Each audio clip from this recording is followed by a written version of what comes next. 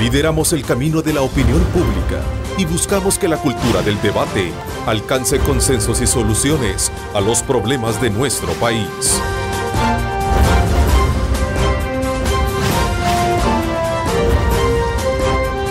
Diálogo con Ernesto López. Buenos días, lunes 20 de octubre de 2014, con mucha lluvia sobre nuestro territorio. Vamos a tener constantes precipitaciones según el reporte que presentan las autoridades, por lo que desde ya usted tenga muchísima precaución si va a desplazarse por las diferentes arterias de nuestro territorio. Antes de poder presentarles el programa, quiero expresar mis más sinceras muestras de condolencia a la familia del exministro de Trabajo, Humberto Centeno, que el día de ayer pues falleció luego de padecer de una prolongada enfermedad. Vaya pues para la familia de nuestro ex compañero de aula de universidad, Humberto Centeno, colega periodista también, pues nuestro más sincero muestra de condolencia.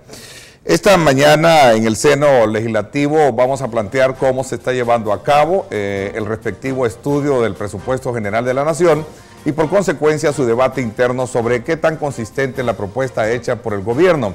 Ahora pues que está traspasando a otros niveles, por ejemplo el sector privado ha salido al paso con fuertes críticas por considerar que este no solo va supuestamente desfinanciado, sino que con cifras engañosas, así lo han calificado. Incluso dirigentes de ANEP aseguran que dicha propuesta, que asciende a 4.823 millones de dólares, solo alcanzará para cubrir gastos, fíjese usted, hasta septiembre de 2015.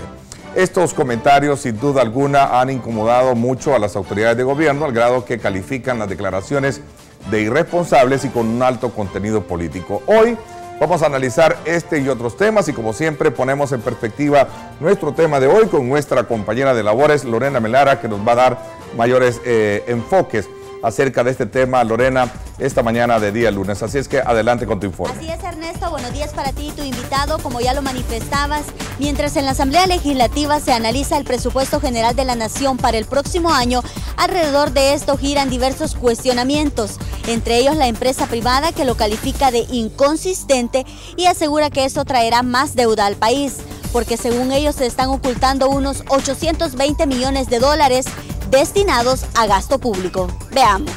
Comparado al presupuesto actual, el de 2015 lleva un incremento de 143 millones de dólares, cifra que no a todos convence.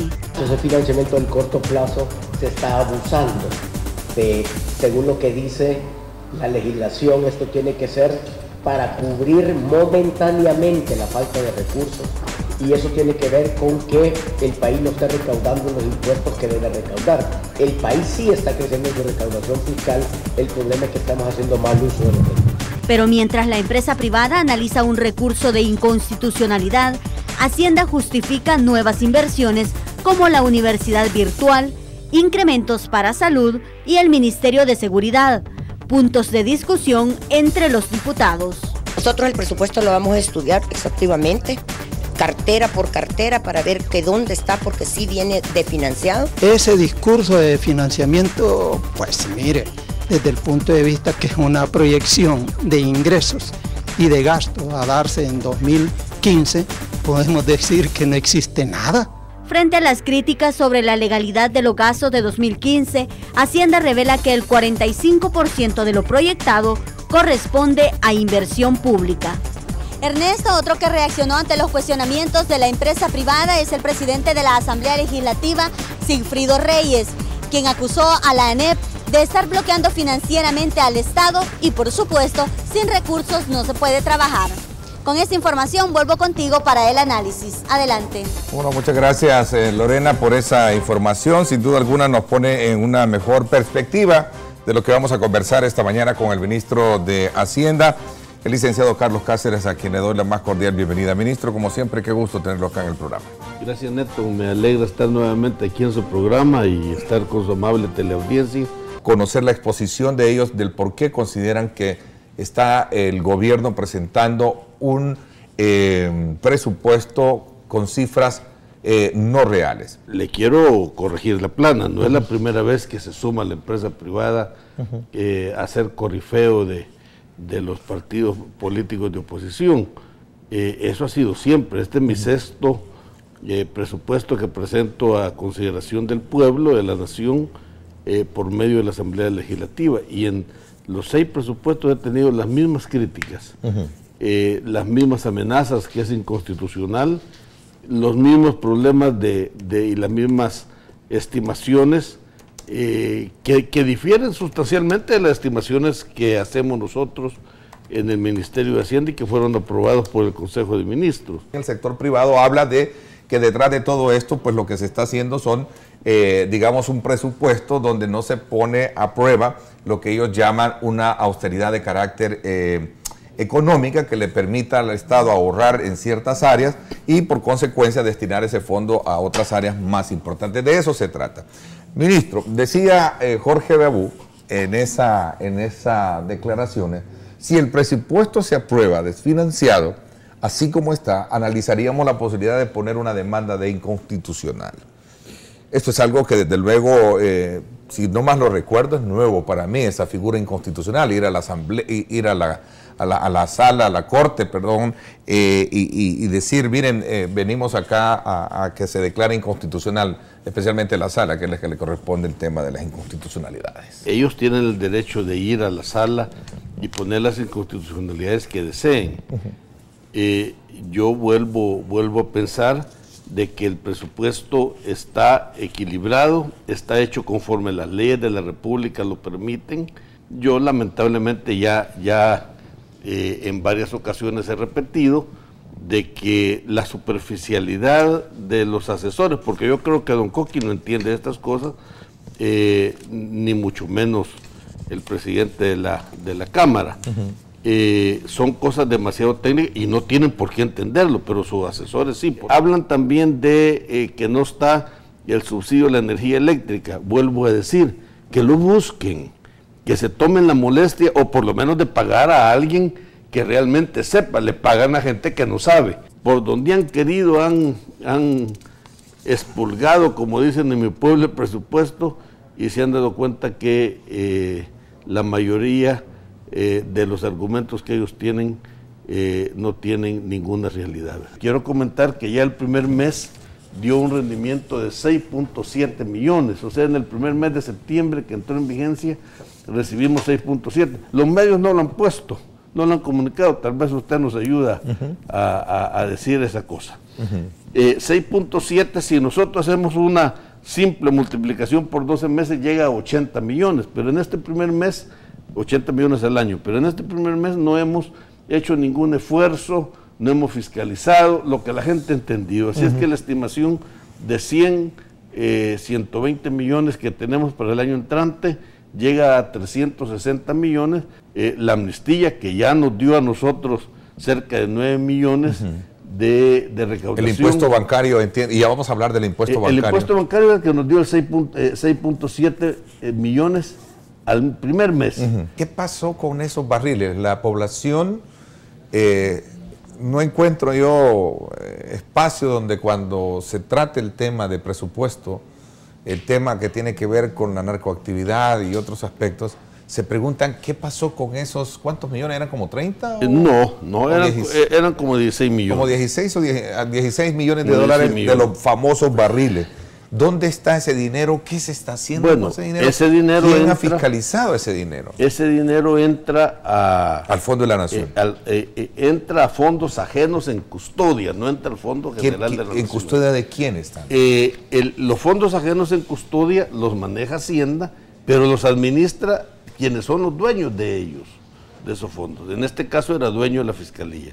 Entiendo que organismos como CEPAL proyectan una tasa de crecimiento menor para el país. Ahorita estamos justamente dando a conocer, hoy está el Fondo Monetario Internacional aquí, por eso es que está Carlos Acevedo, a quien le recomiendo que lo invite. Lástima que esté en otro canal y que competimos ahora. Seguramente él me va a ganar porque él sí es un economista crítico y de mucho prestigio y además serio. Me va a ganar el rating, o sea que ahora Acevedo gana. Yo hago funciones de cajero cuando me siento a las 8 de la mañana que llego y digo, ¿cuánto tengo que pagar y cuánto tengo para pagar eso? ¿Y cuánto tengo que cobrar también? Bueno, ¿y cuánto tengo que cobrar? Porque mire, el tema del cobro, ese es un problema. Otro día quizás vamos a venir, o mejor hay que esperar que se publiquen los nombres de los distinguidos caballeros que no quieren honorables. Bueno, hace unos días me mandó una carta a una distribuidora de energía haciéndome ver que ellos habían mejorado. Y la verdad que ellos han mejorado porque la sala de lo contencioso les dio la razón. ¿Qué pasaría si declara inconstitucional el presupuesto? Bueno, partamos de esa tesis que ha planteado el sector privado de recurrir a la sala, ¿no? Yo no veo por qué, porque entonces entraríamos en la Corte a una dinámica de decir, miren, no creemos en las estimaciones. Entonces, ahí le pediríamos a la sala, porque la sala siempre toma como legítimo contradictor a la Asamblea, porque es la que saca las leyes.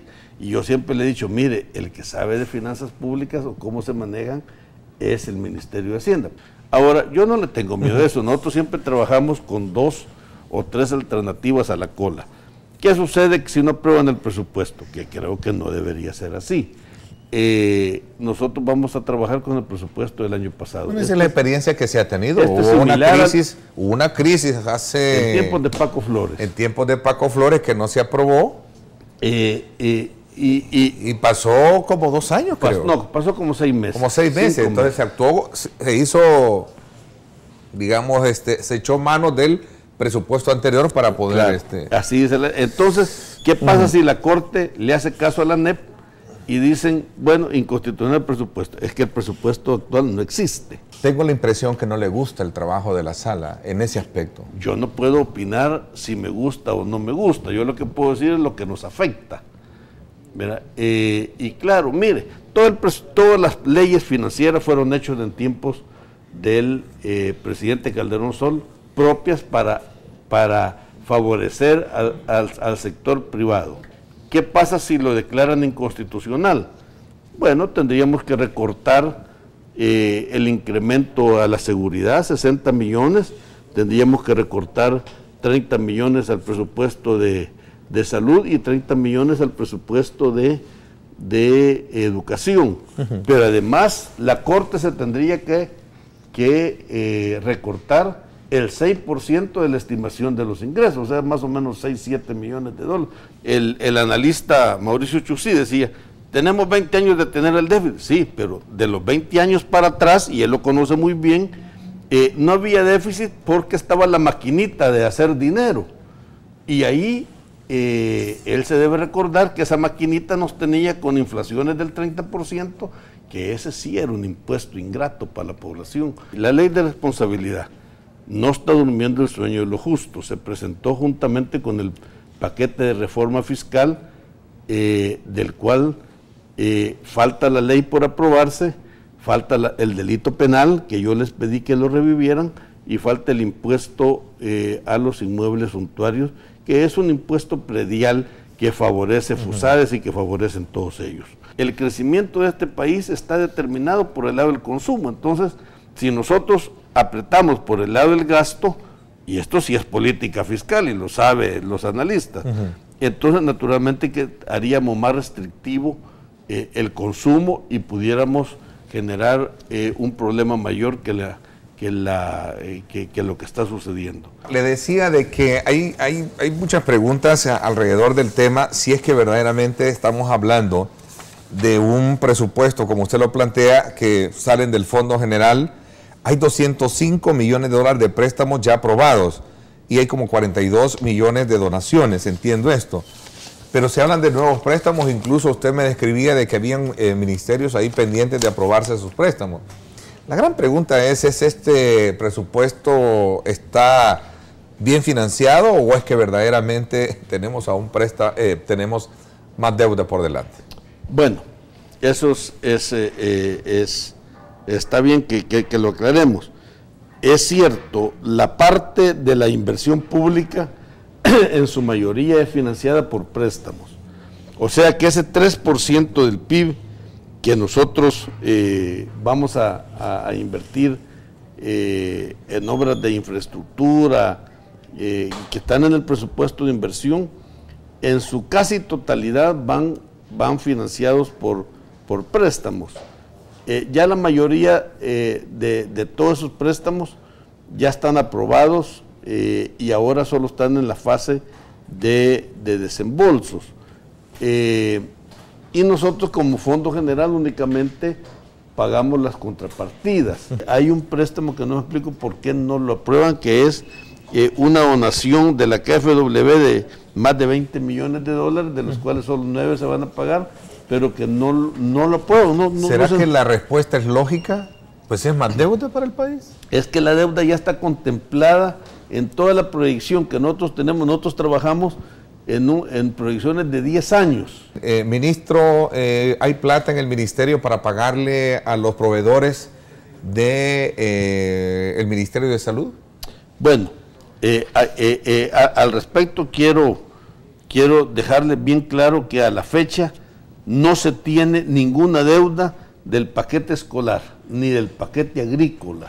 O sea, se ha pagado zapatos, útiles, tela, confección, todo se ha pagado. Y ahora estamos tratando de ver cómo planificamos el año 2015. ¿Hacienda va a descontarle a los médicos que han estado en huelga en el Seguro Social, en el Hospital Rosales? Yo no soy quien le descuento a Hacienda.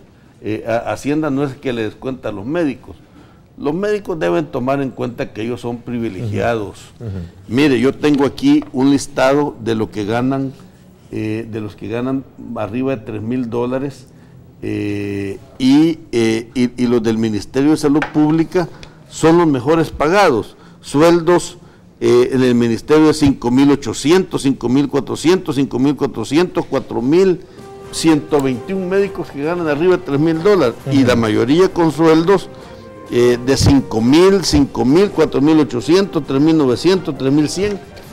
Ok. Si algo es el ministerio que tiene que aplicar eso, no Hacienda. Pero lo que yo quiero decir es que si estos sueldos se dan por arriba de todo el Estado, se está menospreciando también los destinos de medicamentos, insumos. Para poder honrar la profesión como tal. Gracias, pásenla bien y como siempre recuerden lo más importante, amar a Dios sobre todas las cosas. Lideramos el camino de la opinión pública y buscamos